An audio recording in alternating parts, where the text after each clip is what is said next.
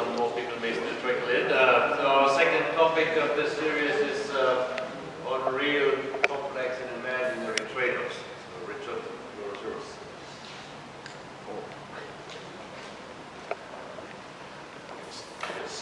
It's Robert Ford, but there's so many Roberts in the world. I use my middle name. Oh, Richard. So, the Origin of Species had one figure, so I should count myself lucky in having been allowed 5 in my book. But obviously, I could use a much larger number of figures in this talk. So, the combination of the ability to use more graphics and also trying to focus my talk on things that I thought might be of interest here at Erie. There's overlap, obviously, between the talks and the book, but there's quite a bit of material in the book that I won't be discussing even with 5 lectures. And on the other hand, not everything that I talk about today is discussed in the book. So if there's something that's of particular interest, you may or may not be able to find the details in the book. But I do have citations for the sources of those things, on the slide. So if you get the slideshow from the archive or email me or whatever, we can help you run down the information that you might be looking for.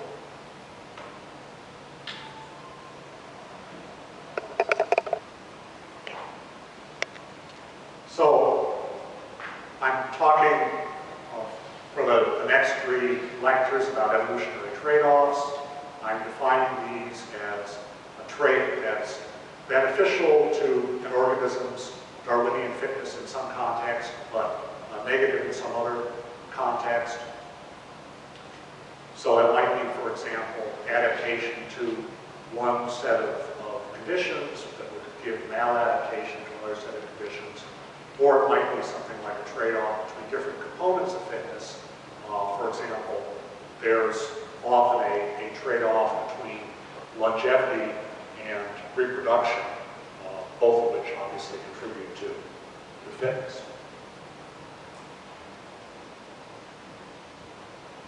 Evolutionary trade-offs don't always translate into agronomic trade-offs, and so I'm making a distinction between the kinds of trade-offs that constrain past natural selection and which are still significant constraints on what we can do in genetic improvement of crops, versus cases where natural selection was unable to make some change because it would have actually reduced individual fitness, and yet that's a change that would actually be desirable in an agricultural context. So I'll be focusing pretty much on the first of those today, that is the constraints that still limit what we can do, constraints which, if we ignore them in a plant breeding program, we can waste a lot of time trying to pursue an impossible goal, versus the cases where what we want to do is different than what natural selection has been doing, and therefore there may be relatively easy changes. Just change a single gene, we may be able to get something that's beneficial in agriculture, but would never have evolved in nature because it would have reduced individual fitness. So that's sort of today's 2 lectures, the real, complex, and imaginary trade-offs, obviously taking the title from the mathematics of real, complex, and imaginary numbers. And we're basically talking about trade-offs as constraints this morning, and then this afternoon I'll start talking about trade-offs as opportunities. So, starting with real trade-offs, I could have called these perhaps simple and well-understood trade-offs, but I just couldn't resist using the mathematical analogy. And so these would be things like conservation of matter, conservation of energy, the limited number of hours in a day, or the limited number of days in a growing season. Things that are fairly easy to understand as some kind of a limited resource that would, if you allocate a certain amount of nitrogen to one purpose, there's going to be less nitrogen for something else. And we could think about this first, I think it's quite important to think about this on a whole farm materials balance, a materials budget, a whole farm nitrogen budget, that sort of thing. Because there's a lot of things that we can imagine doing would improve the performance of a crop, which, you know, when you're looking at it at the level of an individual plant over the course of a single year, for example, but when you back up and look at the whole farm, you might come to a different conclusion. So, for example, it seems like it would be a good thing to have a plant that takes up phosphorus faster from the soil, and yet any phosphorus that's taken up this year isn't going to be there for next year's crop unless it's replaced. So the ability to take up phosphorus, you know, may be faster, may be beneficial, but perhaps not as beneficial as we might think. Now that would actually contrast with nitrogen, where taking up nitrate faster, if that nitrate isn't taken up, it may be lost. But the phosphorus generally is going to stick around, at least that's my experience with most soils. So this is an example of a whole farm nitrogen budget. And the question that I've asked is, okay, you've got an organic farm that's using manure as a nitrogen source, and typical organic farm might apply manure containing about 200 kilograms of nitrogen, of which about 65 kilograms we can calculate from the grain yield, and the percent nitrogen in the grain, that's how much is going to be sold off farm in grain. So only a fraction of what's supplied every year in manure. And so we can then calculate, just by difference, that there's 135 kilograms of nitrogen per year, which either is going to be accumulated in the soil as soil organic nitrogen, that would be good, but that's probably a process that's not going to continue indefinitely. At some point we're going to reach, you know, a steady state for soil nitrogen, and at that point you've got 135 kilograms of nitrogen that must be going to the environment, either as nitrate pollution that's going to, you know, cause algal blooms and all sorts of terrible things, or as nitrogen gases that are going to be going up into the atmosphere, most of which are either greenhouse gases or ozone depleting gases. Well, this is all stuff that you're going to get if you think about the budget for the whole farm that you won't necessarily get if you think about just a single plant in a single year.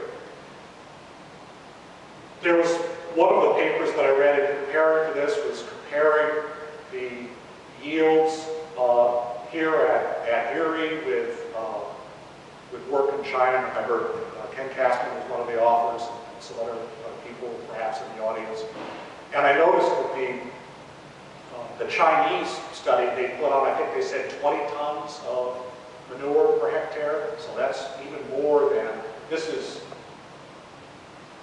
I forget, 4 tons or something like that.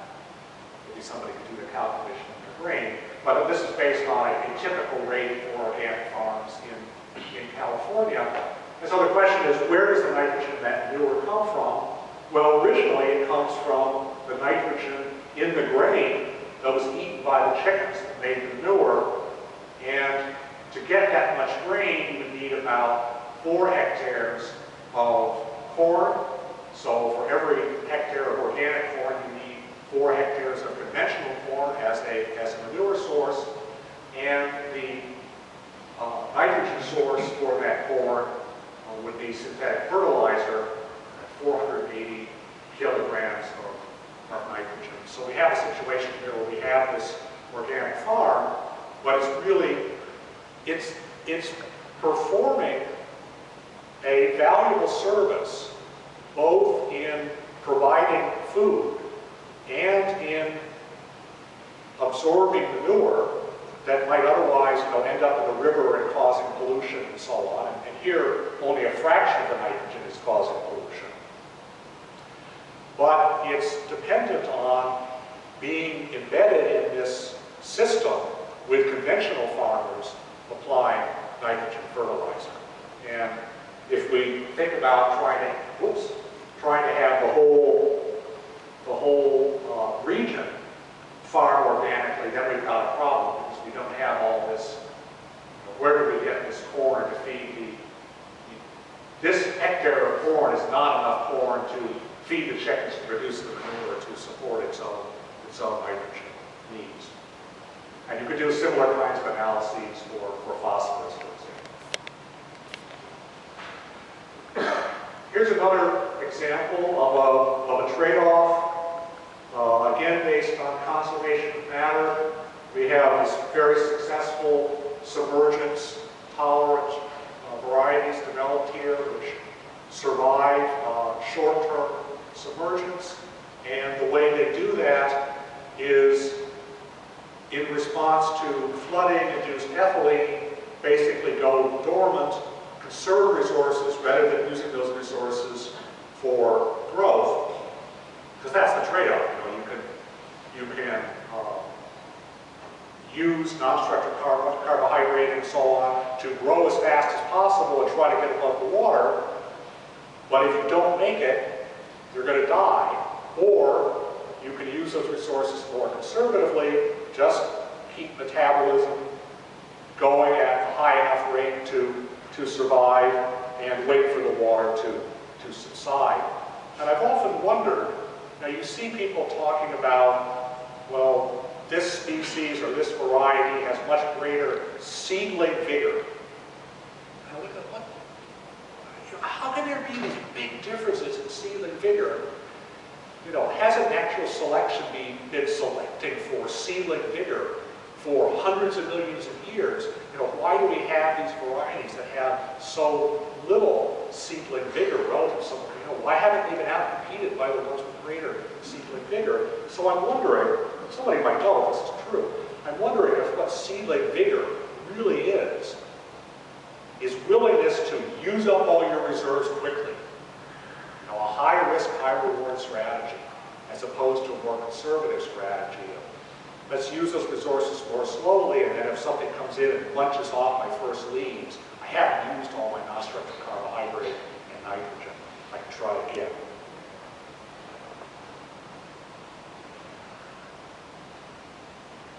Continuing on, real trade-offs that are linked to conservation of matter. Akeem told me that you're thinking about maybe doing some work with soybeans. So this is a soybean pod. You can see the seeds inside. And the question is, obviously, what you'd like to have in soybean is as many seeds as possible and have those seeds be as big as possible. But from conservation of matter, applied to carbon, nitrogen, and all the other elements that are in there, you'd expect there's going to be some kind of a trade-off between the number of seeds that you can produce and the size of those seeds. Now, if we look at an actual data set from my old friend Steve Spade from grad school, we do see a bit of a negative correlation between seeds per plant and grams per seed, but there's quite a bit of scatter, and you can look at this and go, well, okay, but here we've got much bigger seeds at the same number of seeds per plant, so it looks like maybe these are independent traits, so we can breed for bigger seeds without necessarily having fewer seeds per plant. But of course, if you look at a soybean field, and I assume this is true of rice as well, you will find that even if you have only a single genotype, some plants are bigger than others. Maybe they are growing in a highly fertile spot in the field, or maybe their neighbors were eaten by slugs, and so they have more than their share of resources. So if you take this data set and correct for total plant size, then you get this relationship where there's a very tight negative correlation between seed size and number of seeds per plant within each of these categories of total plant size. And the lines on here are not statistically fitted. They're fitted from a simple mathematical model that made one assumption. And that assumption was that the harvest index is 0.5. And that gives you this perfect fit to these data. These are data from Erie, from a very nice and interesting paper by Yuan et al. Anybody, any authors in the audience? Okay, anyway, I'll be talking, yes? No, I'm not an author, but what is it, sorry, I missed it in your last slide. What was the difference between the different lines? Plants in different size categories. Thank you, sorry. Yeah. Please do ask if something isn't clear. I always hate sitting in a seminar. Okay, so these axes are quite the same, but it shows the same kind of trade-off between weight per seed in the vertical axis and number of seeds. In this case, a proxy for the number of seeds, number of spikes per square meter. And here the categories are different than in the last slide.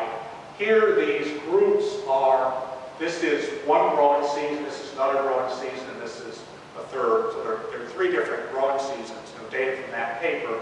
And then within a growing season, they didn't present the data for each genotype. Well, I presume they have those data. It would be interesting to do this same kind of graph with the data for the individual genotypes.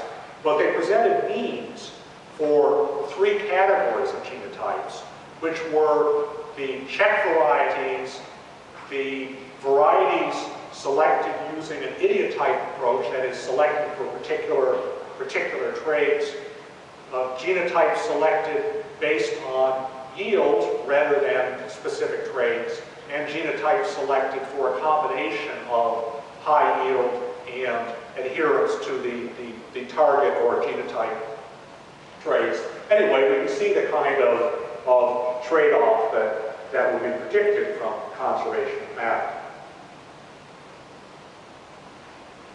Turning now to conservation of energy, we know that evaporation of water from leaves is driven by net solar radiation, evaporating that, and so what we'd like to have is as much photosynthesis as possible with typically as little water use as possible. And so the CO2 diffuses into the leaf through open stomata as shown here, and the water vapor comes out of the leaf through that same pore. So obviously it would be beneficial to have drought tolerance, which I'm defining as the ability to survive in drought, and that's certainly a trait which has been under selection and natural selection for 100 million years or so.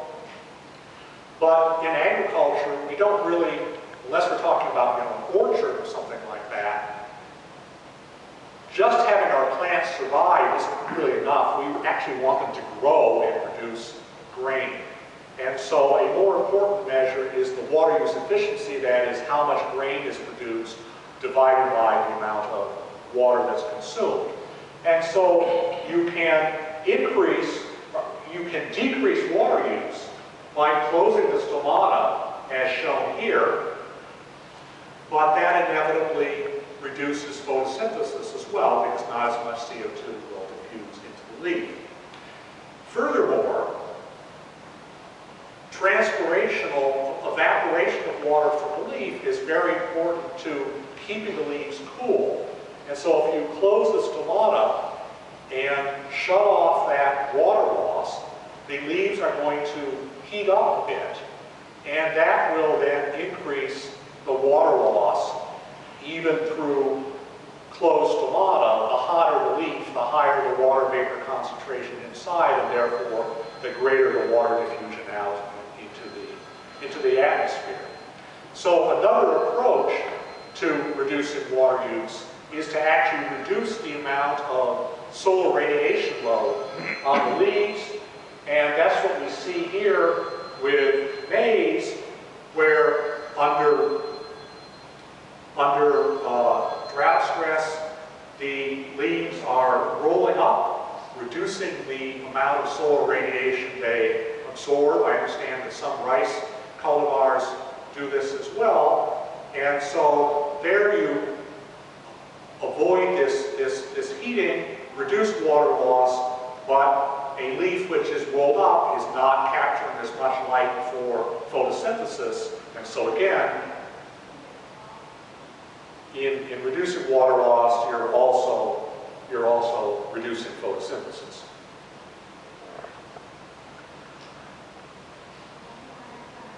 Here, once again, is data from Erie. This is from a few years ago, 30 years ago, I guess, now. And I need to explain this vertical axis. This is the yield axis, but these data points in the graph represent a bunch of different species. On the C4 line, 2 of them are for maize and 2 of them are for sorghum. On the C3 line, at least 2 of them are for rice, but there's also soybeans and mung bean represented on this C3 line. And the thing is, the soybean seed has a much higher protein content and a much higher lipid content and a lower starch content than rice seeds.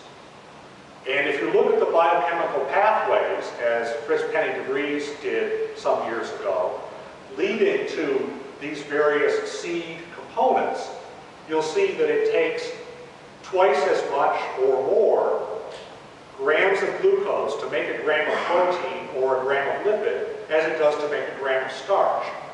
So it really makes sense then to express the yield when you're comparing species with different seed compositions. It makes sense to express the yield not in terms of just tons per hectare, but in tons per hectare corrected for the different costs of making protein, lipid, starch, and so on. So that's what the vertical axis is. And you can see that with that correction, soybean, rice, mung bean all fall on the same curve. That is, they have essentially the same water use efficiency, the same relationship between yield and water use.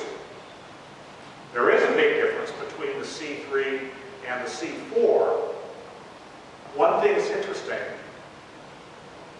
people always talk about sorghum as being a drought-tolerant crop, and I guess that's true, that it will survive and produce some grain under conditions when maize will fail. But this is maize and this is maize, so actually in terms of water use efficiency, it looks like maize is slightly higher water use efficiency than sorghum. So what's the deal with the difference in drought tolerance? Well, perhaps sorghum is just a bit more conservative. It's not going to try to make this huge yield and then risk failure.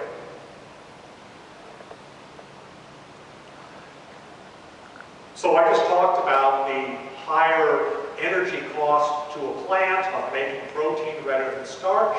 So we would predict from that exactly what we see here.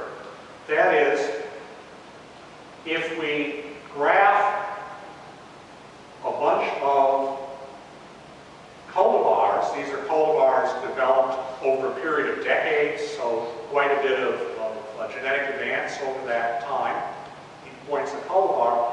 And if we graph the percent nitrogen, essentially percent protein in the grain, as a function of the yield of those cultivars, we see that as yields have increased, seed percent protein has gone down, as we would expect from conservation of matter and energy. Interestingly though, notice here, maybe that trend's been broken. Some in recent years, some increase in yields that were not accompanied with decrease in protein. That's what crop? Oh, wheat. Thank you for asking, yes. And I'll be showing other data from Boston, and it's all from the same data set on wheat. And I've heard a couple of possible explanations for why it is that this trend of decreasing protein over years ended. One is that beyond some point, if the seed protein gets too low, you start having problems with, seedling vigor and that sort of thing. And the other explanation is that the companies that were buying the wheat to make flour at some point, right around here, said, "That's it, guys. You go any lower, we're not going to buy your wheat anymore."